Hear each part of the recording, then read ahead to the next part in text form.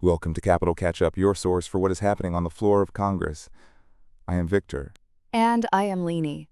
Today we have a deep dive into several major legislative efforts, starting with critical healthcare and education bills that could directly impact families and medical workers across the country. Let us start with Senate Bill 380, the Rural Obstetrics Readiness Act. This bill is a significant step toward improving maternal health in rural areas that lack dedicated obstetric units. For families living in these regions, getting urgent care can be a major challenge. Senate Bill 380 aims to establish evidence-based training programs to help non-specialized local practitioners identify, stabilize, and transfer patients experiencing obstetric emergencies like severe bleeding or high blood pressure. It also provides grant funding for rural facilities to purchase necessary equipment, hire personnel, and run team-based simulations. Plus, it introduces a pilot program for regional maternal telehealth networks and requires a federal study on rural maternity ward closures. This is all about making sure rural healthcare workers have the tools they need to save lives. Along similar lines of strengthening our healthcare workforce, we have Senate Bill 1874, the Title VIII Nursing Workforce Reauthorization Act of 2025. This bipartisan bill seeks to address the nursing shortage by increasing federal funding for advanced nursing education grants, expanding clinical partnerships, and modernizing training resources like simulation technology and telehealth. It also expands support services for students and faculty, including survivors of sexual assault. Speaking of support for educators, let us talk about House Resolution 5334, also known as the Supporting Early Childhood Educators Deductions Act, or the SEED Act. This has already passed the House of Representatives and is now on the Senate legislative calendar. It expands the existing educator expense tax deduction to include early childhood educators who teach children under the age of 6 in qualified childcare and early education programs. This mirrors the tax benefits currently available to kindergarten through 12th grade teachers. That is a direct financial benefit for early childhood educators who often pay out of pocket for classroom supplies. In other health news, Senate Bill 494, the National Plan for Epilepsy Act, would direct the Secretary of Health and Human Services to create a coordinated national research and care strategy for epilepsy. It establishes an advisory council on epilepsy research, care, and services to provide recommendations and reports to Congress, with the program set to run until its sunset at the end of 2035. Now let us turn to a cluster of bills addressing firearms and Second Amendment rights. First is Senate Bill 119, the No Retaining Every Gun in a System That Restricts Your Rights Act. This bill would stop the federal government from collecting firearm transaction records from discontinued gun businesses. It requires the Bureau of Alcohol, Tobacco, Firearms, and Explosives to destroy all such existing records within 90 days of enactment, aiming to prevent the creation of a centralized firearm registration system.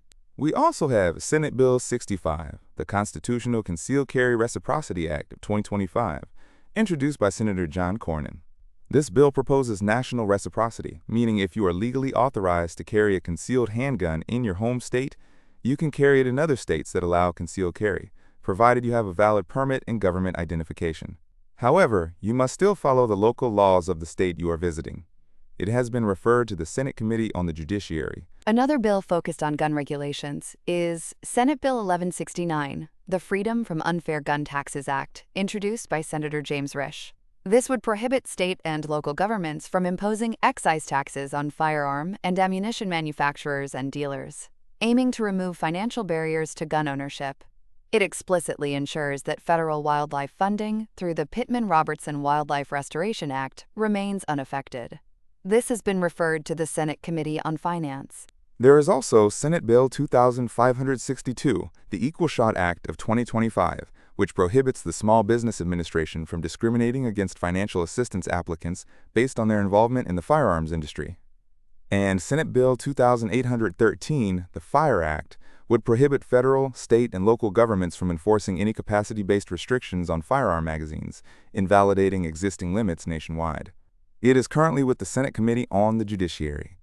Switching over to Foreign Affairs and Trade, Senate Bill 618, the Protecting America's Agricultural Land from Foreign Harm Act of 2025, proposes a federal ban on the purchase or lease of American agricultural land by individuals or entities associated with the governments of Iran, North Korea, China, or the Russian Federation. It also bars them from most Department of Agriculture programs, increases civil penalties for reporting violations, and requires risk assessment reports from federal agencies. On trade, Senate Bill 691, the Leveling the Playing Field 2.0 Act, aims to modernize the Tariff Act of 1930. It strengthens trade enforcement by establishing stricter rules for successive investigations, addressing cross-border subsidies, and countering currency undervaluation to protect domestic producers from unfair international trade practices. This focus on national security and foreign adversaries was a major theme in the Senate Daily Records from July 28, 2026. The session was primarily dedicated to honoring the late Senator Lindsey Graham after his recent passing.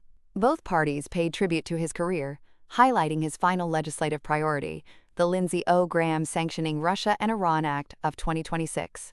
This bipartisan bill aims to impose mandatory sanctions on Russia's energy sector, financial institutions, and shadow fleet to support Ukraine and hold Russia, Iran, and China accountable.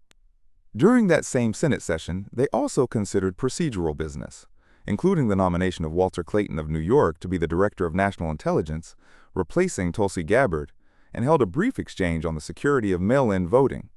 Over in the House of Representatives, the Daily Records from July 27, 2026 show a more routine legislative day. They designated a Speaker pro tempore, approved the previous session's journal, and noted the presidential designation of Brett Doyle as chair of the United States International Trade Commission. They also introduced a wide array of public bills covering whistleblower protections, youth mental health, agricultural research, education reform, and environmental policy before adjourning until July 30th. Let us touch on some of the busy committee meetings. The Senate Health, Education, Labor and Pensions Subcommittee on Employment and Workplace Safety held hearings on how artificial intelligence is impacting the workplace. Meanwhile, the Special Committee on Aging focused on the AI deception machine, looking at how deepfakes, chatbots, and senior fraud are creating a new frontier of financial risk for older Americans. The Senate Committee on Indian Affairs held hearings on several water rights bills. These included Senate Bill 3573 to modify dates for the regional water system, Senate Bill 3617 to approve Yavapai Apache Nation water rights in Arizona, Senate Bill 4368 for the Agua Caliente Band, Senate Bill 4417 for Pechanga Band technical corrections, and Senate Bill 4890 to establish subaccounts in the Indian Water Rights Settlement Completion Fund. Finally, the Senate Committee on Energy and Natural Resources held a massive business meeting to consider numerous bills.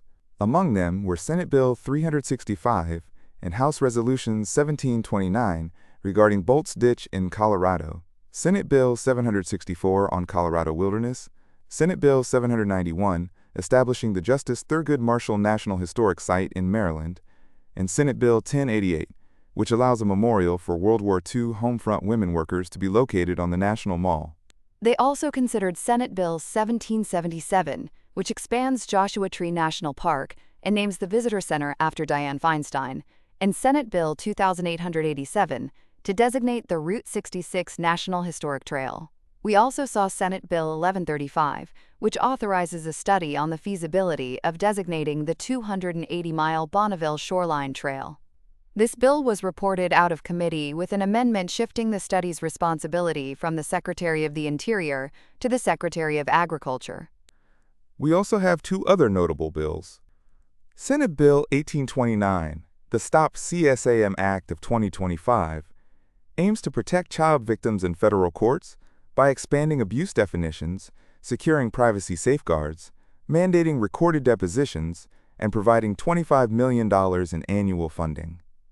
And Senate Bill 2195, the World War II Nurses Congressional Gold Medal Act, would award a Congressional Gold Medal to the women of the Army and Navy Nurse Corps who served during World War II, with the medal to be housed at the Smithsonian.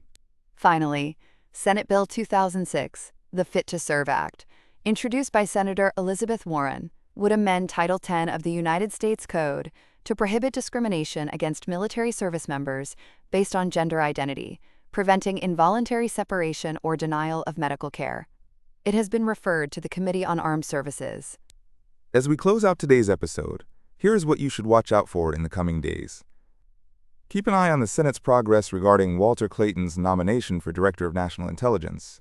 Also, watch for movement on the SEED Act, House Resolution 5334, on the Senate legislative calendar, and look out for the House of Representatives to reconvene on July 30th. Thank you for tuning in to Capital Catch-Up. We will see you next time.